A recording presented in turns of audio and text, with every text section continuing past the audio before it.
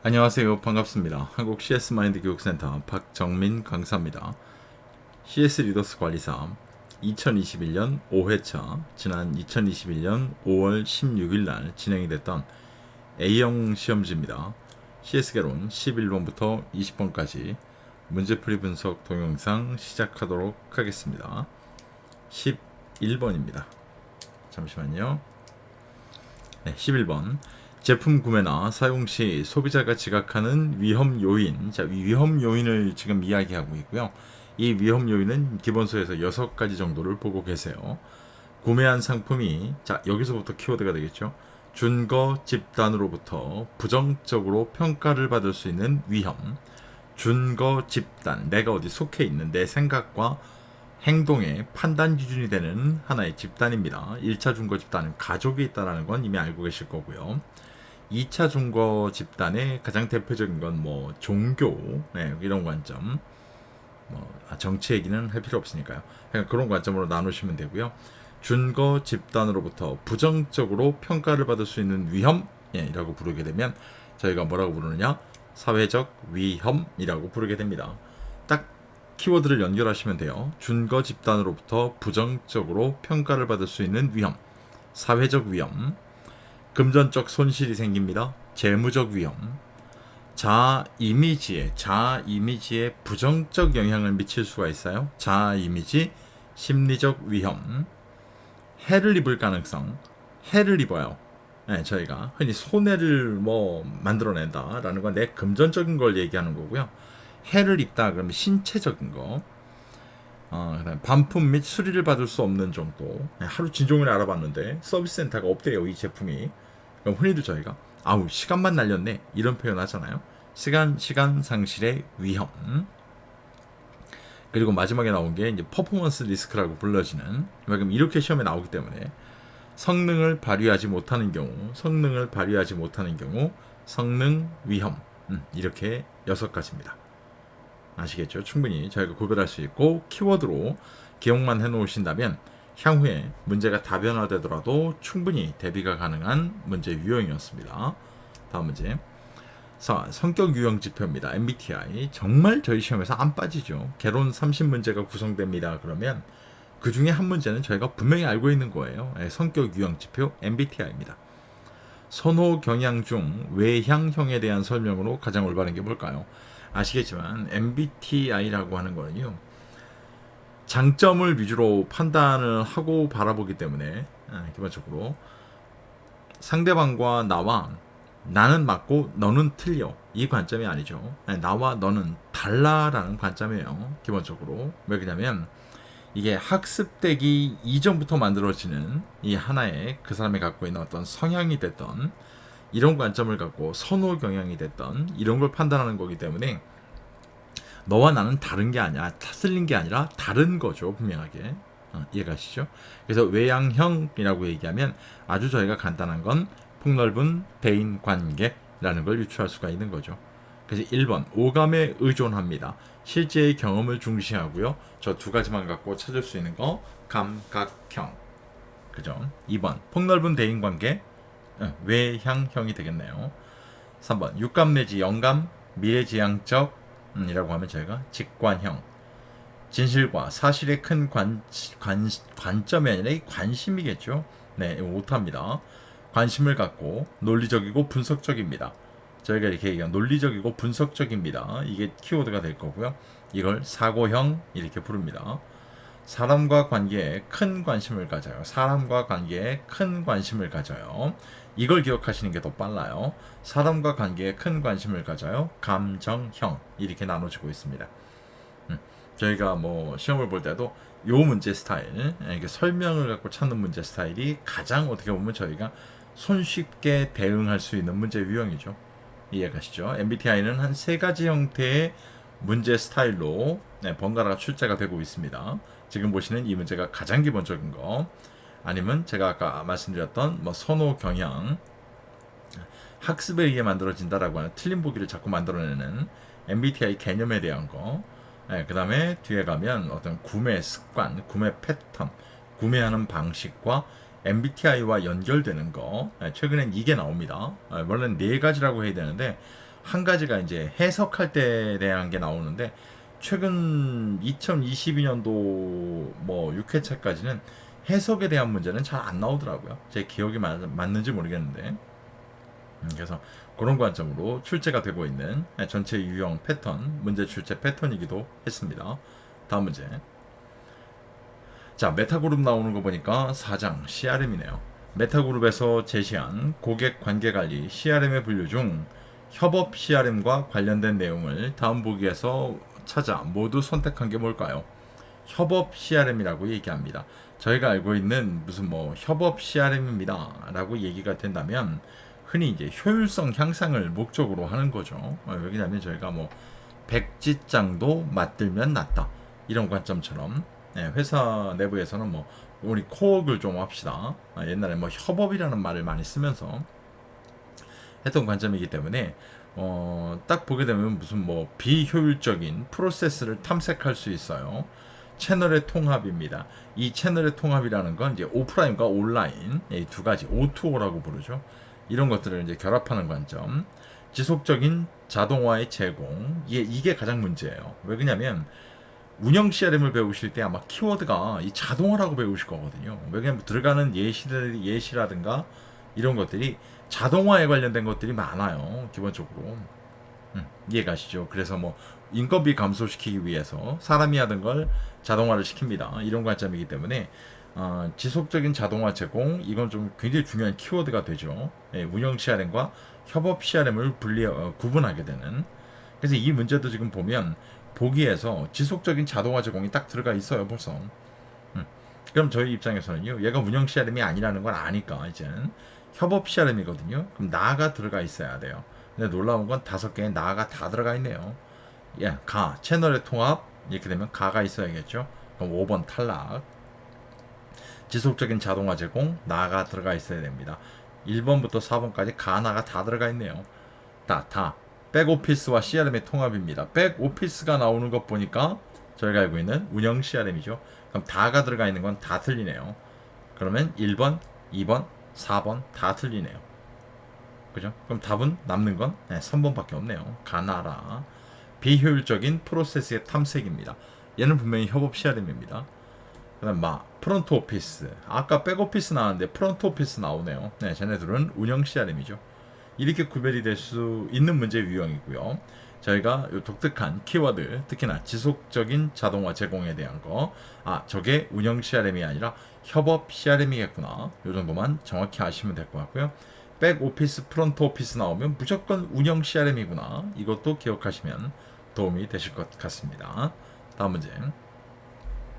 다음 중 CRM 고객관계 관리의 특징에 대한 내용으로 가장 올바르지 않은 게 뭘까요? CRM에 대한 특징을 갖고 물어봅니다 라고 얘기를 하고 있는데요.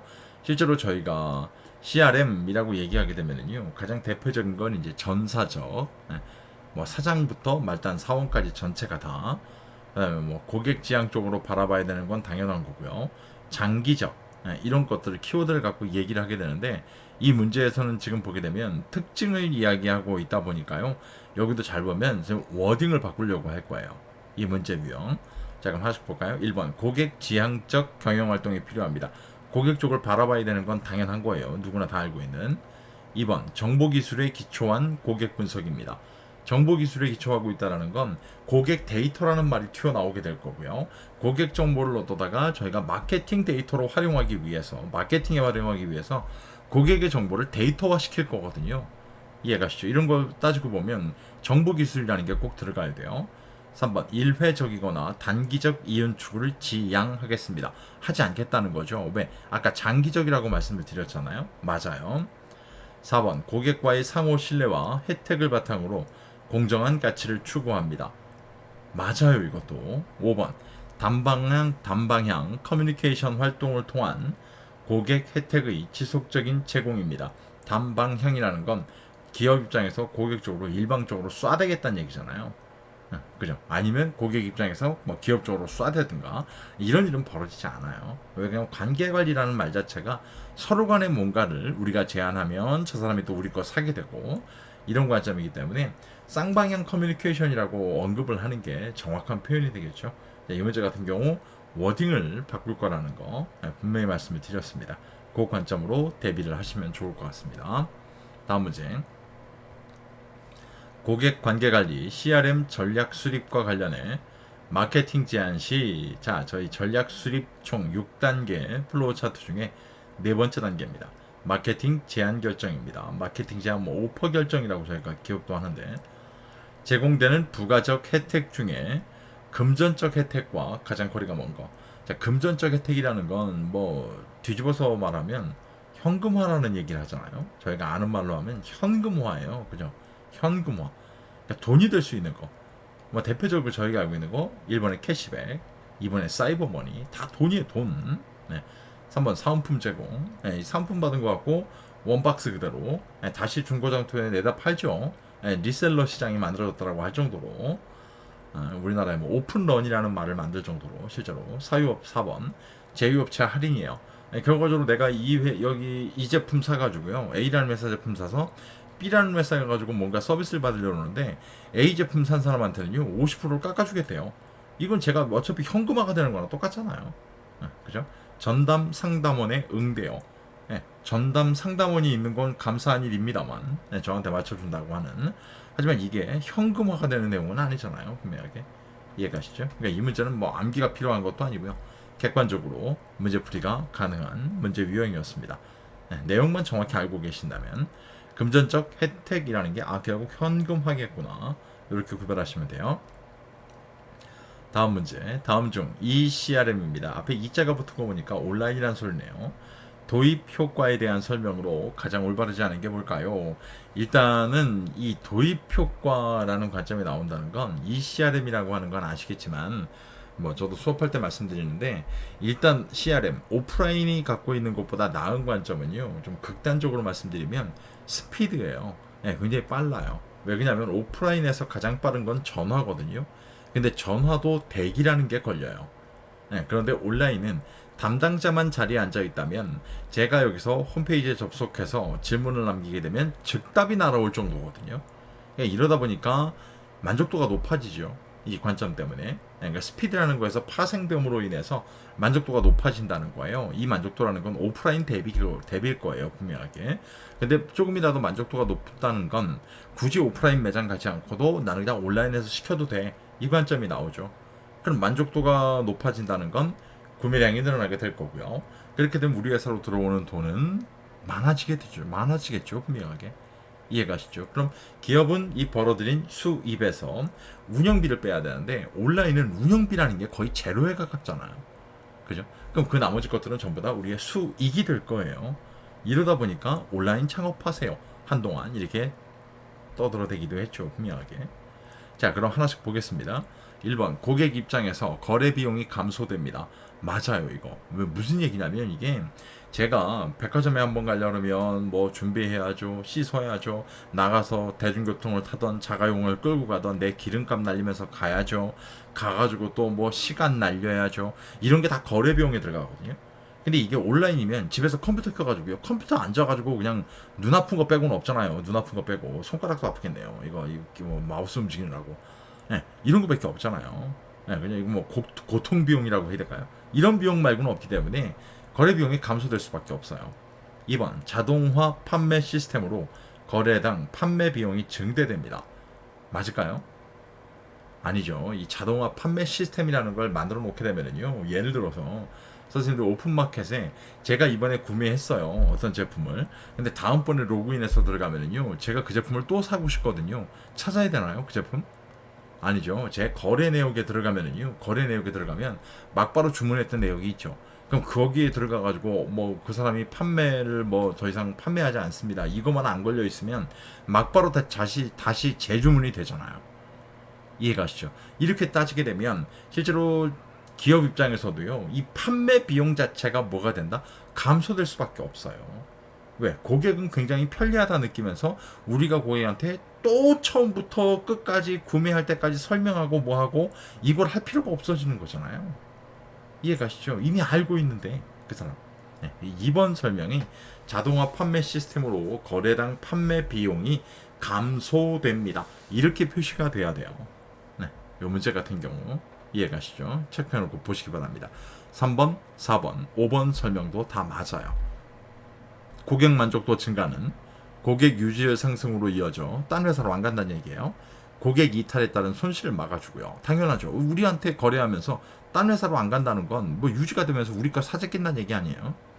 4번 고객 주문의 처리 속도가 빨라지고 아까 말씀드렸죠.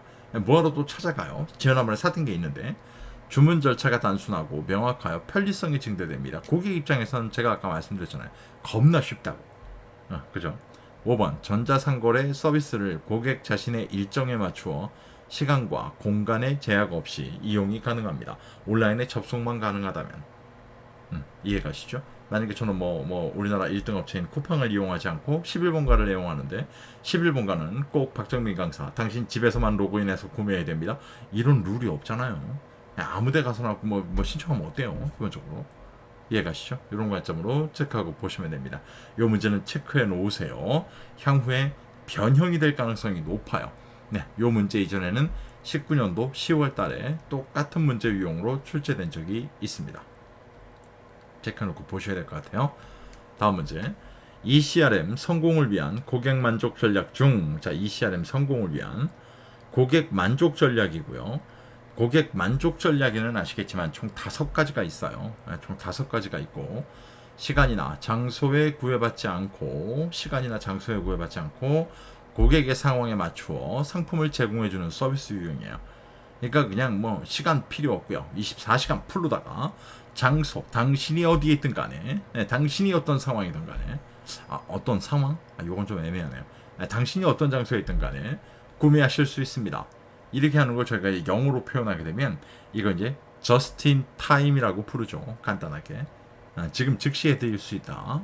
기본적으로 just in time 서비스라고 부르게 됩니다. 그래서 시간이나 장소에 구애받지 않고 고객의 상황에 맞추어 상품을 제공해 줍니다. 그러니까 24시간 내내 운영이 된다는 거죠. 왜? 거기 만들어 놨잖아요. 오픈마켓에 판매하는 어떤 그런 프로세스가 다 있기 때문에 이게 무슨 새벽에 들어가면 갑자기 로그인 했더니 그 화면에 아이고 박정민 공인님 주무셔야 될 시간에 뭔가 구매하러 오셨네요. 그렇게 돈이 쓰고 싶으세요? 이런 거 안 뜨잖아요, 저희한테. 이해가시죠? 언제든지 접속하면 당신이 원하는 제품 구매할 수 있어요. 이런 관점입니다. 로열티 프로그램입니다. 로열티 프로그램이라고 나오면 이제 리마인드 서비스죠. 리마인드 서비스. 직접 질문에 답하거나 안내해주는 서비스입니다. 어드바이스 서비스라고 불러요. 그 다음에 찜 상품, 관심 품목. 예전에는 이렇게 불렀고요. 요즘에는 이제 하트가 붉은색으로 변하고 이러죠. 여러 가지의 방법으로. 서스펜션 서비스라고 부릅니다. 매스 커스터마이저 서비스. 결국 무슨 얘기예요? 개별 고객이 원하는 사양을 맞춘 제품을 제안해 주겠다는 얘기예요. 당신한테 맞춰주겠다. 이해가시죠? 하필이면 이 5개가 딱 고객 만족 전략에 해당하는 내용들이기도 합니다. 이렇게 체크하고 보시면 될 것 같아요. 다음 문제. 이제 CRM 끝나고 인간관계로 넘어가네요. 인간관계론의 역사와 관련해 다음 보기 괄호 안에 들어갈 내용으로 가장 올바른 게 뭘까요? 이 문제는 제가 수업을 할 때도 꼭 말씀드리는데요. 꼭 학자와 실험 이름을 꼭 붙여서 기억하시라고 말씀드려요. 왜 그러냐면 이런 패턴 문제 때문에요.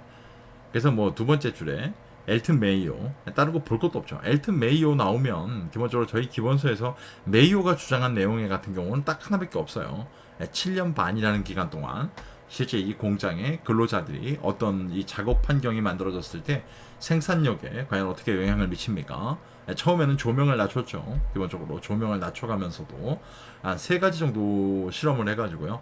그걸 선생님 데이터화 시켜가지고 지수화 시켜가지고 나중에 효과를 발표했던 게 알고 계시는 호손 실험입니다. 호손 실험. 그러니까 이 문제는 다르게 설명드릴 필요도 없는 거죠. 그래서 엘튼 메이오 호손 실험. 이렇게 딱 그냥 2가지를 동시에 딱 픽스해 놓으시면 이 문제는 전혀 다른 문제가 걱정할 거 없이 대응이 가능하실 것 같습니다. 실제로 나머지 페이올, 테일러, 칵테일 파티, 고슴도치 딜레마 얘네는 한 번도 정답으로 나왔던 적이 없어요. 이 문제 출제될 때마다 매번 그냥 이렇게 표현해도 되나요? 구색 맞추기 위한 보기로 이 정도 그냥 엘트 메이오 호손 실험 이렇게 기억하시면 될 것 같습니다. 다음 문제.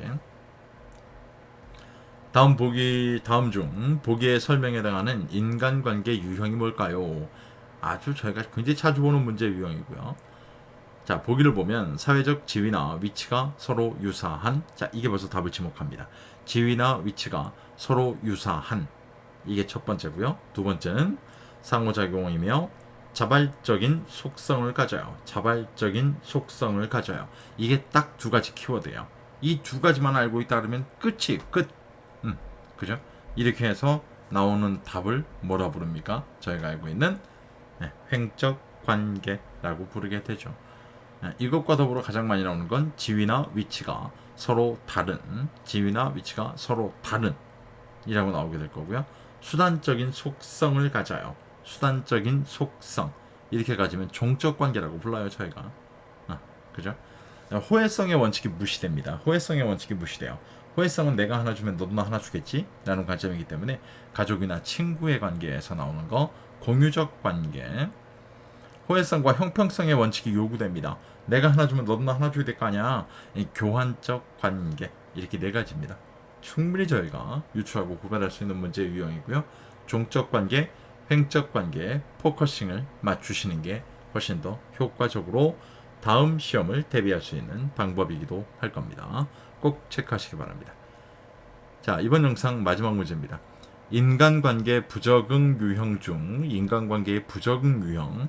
다른 사람에게 주도적인 역할을 하려고 하며 주도적인 역할, 자신을 중심으로 세력과 집단을 만들려고 하는 유형입니다. 자신을 중심으로 세력과 집단을 만들려고 하는 유형입니다. 저희가 이렇게 나오는 걸 뭐라 부릅니까? 지배형이라고 부르게 됩니다. 지배형. 뻔히 알고 계시는 이 보기 중에 나와 있는 건 뭐 업무 중심적인 인간관계에 치중합니다. 이런 걸 저희가 실리형 이렇게 부르기도 하죠. 아주 간단하게 이 문제 제시가 된 주도적인 역할을 하려고 하고요. 자신을 중심으로 세력과 집단을 만들려고 그래요. 나한테 뭉쳐 내가 막 이끌고 가게 지배형이라고 불러요. 지배형. 이렇게 구별하시면 될 것 같습니다. 이번 열 문제는 크게 뭐 어려움 없이 그냥 지나오면서 어떤 문제는 뭐 그냥 학자의 이름만 갖고도 답을 찾을 수 있는 문제 유형도 출제가 됐고요. 아주 기본적으로 볼 수 있는 문제 유형의 패턴들이었습니다. 크게 어렵지 않았던 이 영상만으로 시험에 충분히 나는 준비가 될 것 같다 라고 하면 뭐 감사드릴 일이고요. 그렇지 않고 나는 조금 더 자료가 필요해 라고 하면 매번 보여드리지만 네이버 카페 제 카페입니다. 박정민 강사 검색하시면 나올 거예요 아마. 뭐 끊임없이 홍보글 더럽게 많죠. 당연히. 문제풀이 방법론에 대해서 제시하는 건 저희 카페밖에 없어요. 저는 제가 한 번도 제 문제집 팔겠다고 뭐 문제집 갖고 뭐 공부했는데 합격했어요? 그런 글도 없어요. 저. 왜 그러냐면 뭐 합격 후기는 써주세요라고 말씀은 드리거든요. 근데 안 쓰시면 그만이지 뭐 어떡하겠어요. 그걸 강제할 수도 없는 거고. 그냥 어차피 제안은 드려요. 저 혼자 만족하려고. 합격하신 분들한테. 그렇다고 그래가지고 무슨 뭐 거기다가 합격 후기에 뭐 난데없이 그냥 며칠만 보면 됩니다. 글쎄요, 저는 안 되기 때문에 그런 후기는 솔직히 말해서 전 조금은 좀 쓰기 겁나는 것 같아요. 왜냐면 저는 안 되기 때문에 2010년도에 전 정말 죽으라고 공부했거든요. 합격하려고. 그런 측면이 좀 있기 때문에 대신에 한 번에 합격할 수 있는 방법을 좀 알려주세요. 화면에 보이는 챕터별 기출문제 분석 솔루션. 문제집입니다. 그래서 2020년, 21년까지 총 22회차 분량, 그리고 교재외 기출 문제는 총 27회차 분량이 같이 붙어있는 문제집이고요. 페이지가 800페이지가 넘어요. 이걸 도서로 낼 방법이 없어요. 도서로 내면 다 도망가시려고요. 그래가지고 그냥 파일 형태로 프린트도 가능하고요. 언제 어디서든 열어보실 수 있도록 제공하고 있습니다. 읽어보시기만 한다면 합격하실 겁니다. 92.8%입니다. 지난 3년간 합격률은 분명히 합격하실 만한 솔루션입니다. 한 번 활용해 보셔도 도움이 되실 겁니다. 이번 영상이 시험을 준비하는데 도움이 됐다고 생각한다면 구독, 좋아요, 알림 설정 눌러주시면 좋고요.